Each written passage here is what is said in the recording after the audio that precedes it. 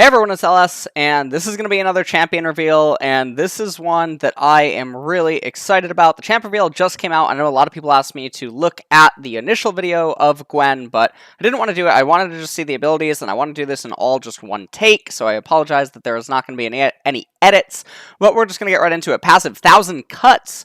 Basic attacks and deal bonus damage on hit magic damage based on a percentage of her health. Okay? Basic attacks dealt against champions will heal her for some of the damage dealt. Okay. So that's pretty interesting, I suppose. So one of my initial thoughts here on the passive is obviously that it suggests that she could be some sort of a hybrid build. Generally, when you're going to have percentage health values, it all opens up the possibility generally that you're going to be a bruiser of some sorts.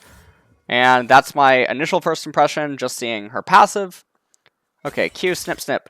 Gwen rapidly snips her scissors between 2 and 6 times, dealing magic damage in a cone. At a minimum, Gwen will snipe twice, adding 1 snip per basic attack. Okay, Gwen has landed on an enemy up to 4 to 6. Okay, enemies in the center of each snip take true damage, as well as bonus magic damage from 1,000 cuts. Okay, that's scary. So this combined with her passive right now, I'm really getting an AP bruiser type of vibe, which would obviously be very misleading when a champion that looks like, you know, clothware or something from like an MMO is potentially just going to be built tank. But again, no AP ratio, or we don't know any of the ratios right now. It's just that generally when you're seeing stuff like this, that is what ends up lining up. And oh, okay. Well, that looked painful. I mean, the range, the width, everything here looks really nice. The fact that they're showing Gwen as well up in top lane makes me think that she's likely going to be some sort of a top laner. W, Hallowed Mist. Gwen spins up the Hallowed Mist to surround her for 5 seconds, gaining some armor and magic resist while in it. Okay. Enemies outside of the mist cannot target Gwen or hit her with any... Okay. The mist will now move to follow Gwen the first time she tries to leave it, but will dissipate the next time. Okay, wow. Oh, okay.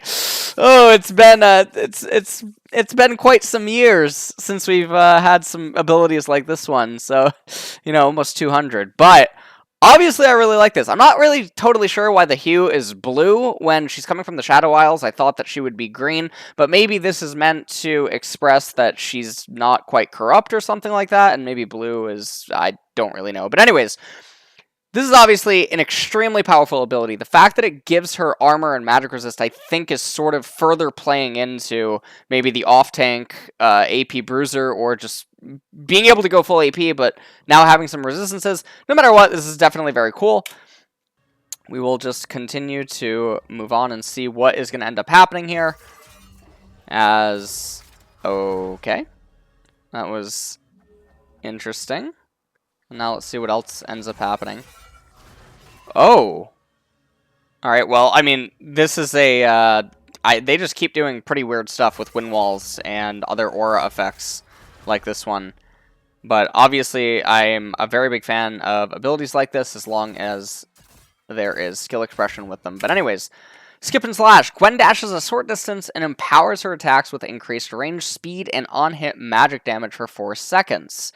Okay, so one of the first questions that comes to mind is, can this go over walls? And the reason that that's so important is because the terrain scaling inside of the jungle that's going to be a pretty important part. But anyways, dashes a short distance, empowers her attacks with increased range, speed, and on-hit magic damage for 4 seconds. Again, she's getting modifiers to her that might not require her to outright build damage. Attacking enemy during this rhyme refunds 50% of this ability's cooldown. Okay. That's... okay. Alright, I mean...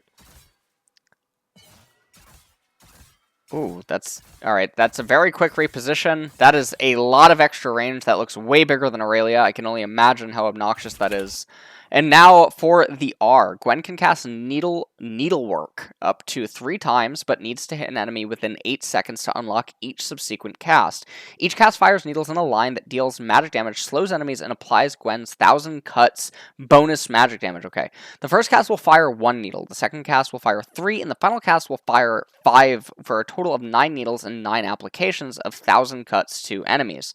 Okay, so if we go back to 1,000 cuts really quickly, Gwen's basic attack deal bonus on hit magic damage based on a percentage of her health. Okay, basic attacks against champions will heal her. So this is just a giant steroid that can heal her and, again, utilize a modifier that might not require her to have a lot of damage.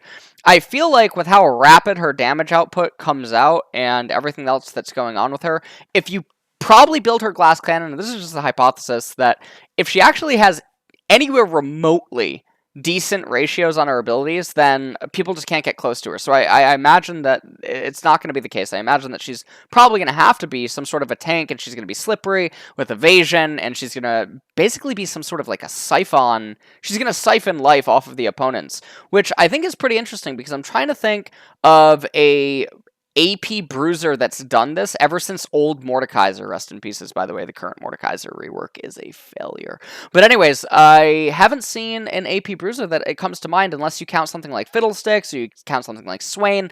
But obviously what I'm referring to is an AP bruiser that stays on top of the target, constantly hits them, jumps around, heals, and does other things of that nature, that also primarily wants to be built off tanky or just outright tanky. And I'm sure that there's actually a champion, I'm just not thinking about it off the top of my head right now.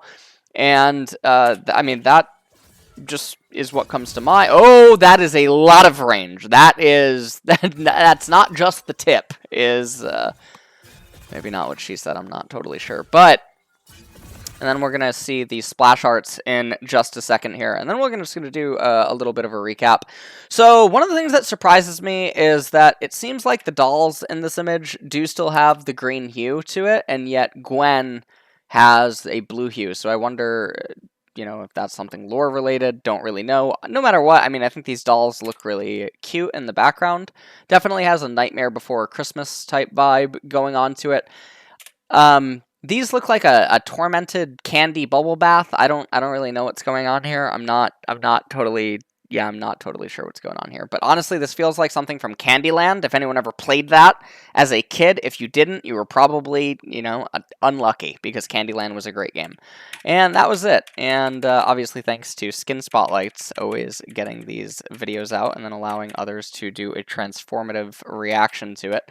But nonetheless, let's recap on some of the abilities. So, the Q, obviously, it's pretty basic. I mean, this seems to be the direction that Riot is going with a lot of champions. I like the fact that she is seemingly so basic, but that there's probably going to be a lot of skill expression depending on damage foresight, both how much she's going to deal as well as how much she can take, and then obviously redish out if she's going to be all based around sustain and tankiness and evasion, utilizing her E and W at correct times and stuff like that. So Riot seems to be staying on par with this. There's a lot of very simple champions that are coming out lately that just allow pretty much anyone to pick up and start playing.